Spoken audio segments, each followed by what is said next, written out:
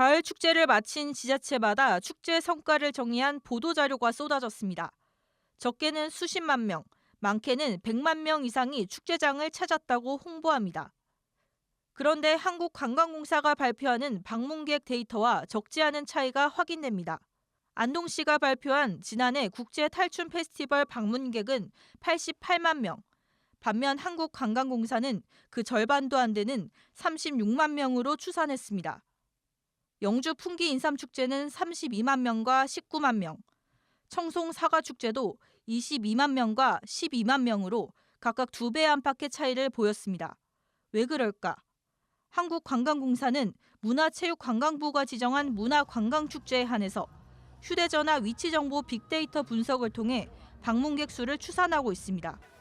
비교적 정확도가 높지만 휴대전화가 없는 고령층이나 유아, 외국인 등은 제외돼 오차가 발생할 수밖에 없습니다.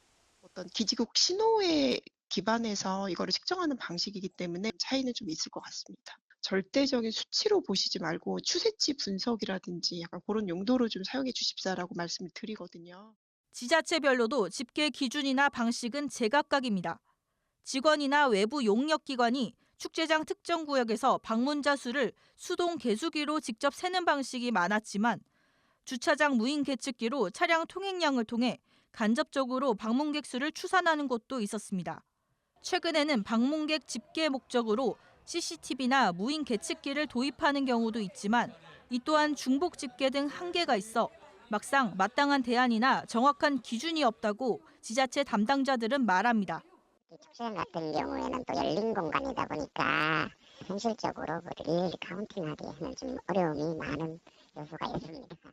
한국관광공사에서 차세대 개발되는 관광객 숫자를 개선할 수 있는 방법을 새롭게 만들어주시면 좀 더 도움이 많이 되지 않을까 싶습니다.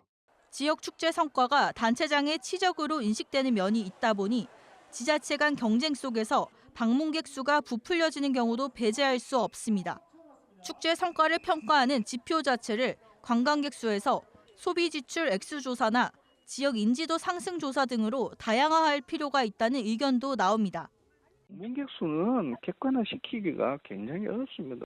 축제가 얼만큼 지역에 기여했는지, 이미지를 높였는지, 그다음에 축제 콘텐츠들을 개발하는데 얼마나 기여했는지 하는 그런 성과 쪽에다 포커스를 맞추는 게 맞을 것 같아요.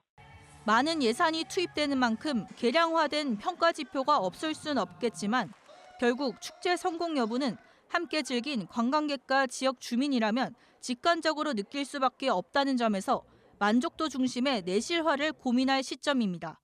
MBC 뉴스 김사은입니다. 꽃단장을 한 창원의 집을 들어서면 천향 여심이 가을 손님을 맞이합니다.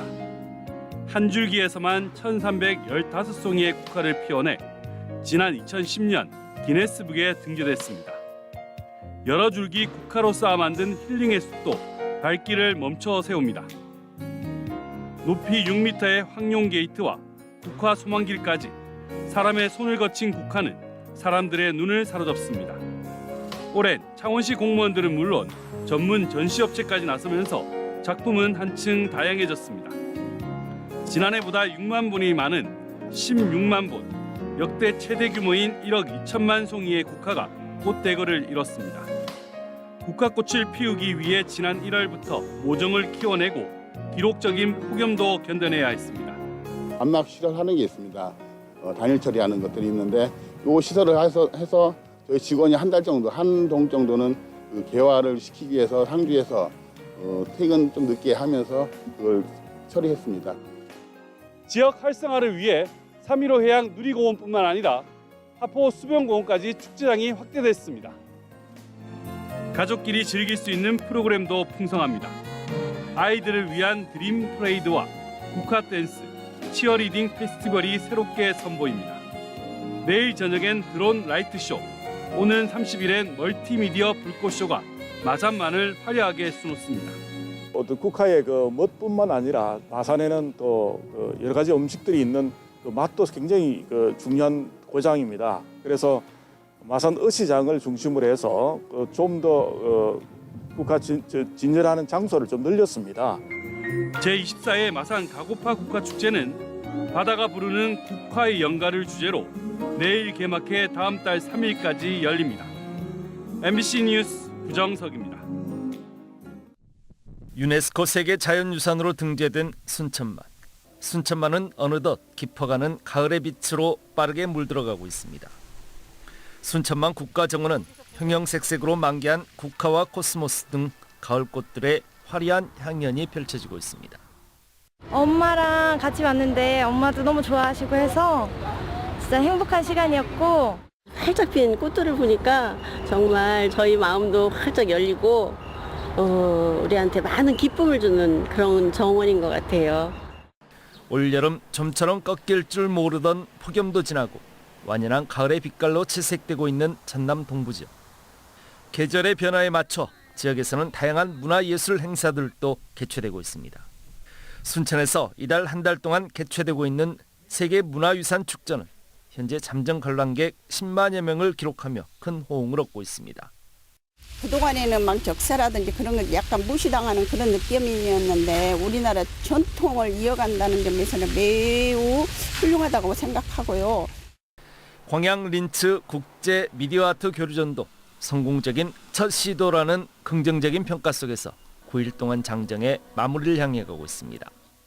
Yeah, I was really honored and really surprised because it's very interesting to show this European push, this European position in a Korean network, and I felt so honored to also exhibit with so great Korean artists. 이 밖에도 전남 동부지역은 다음 달까지 더욱 다양하고 풍성한 축제와 행사들이 예정돼 있습니다.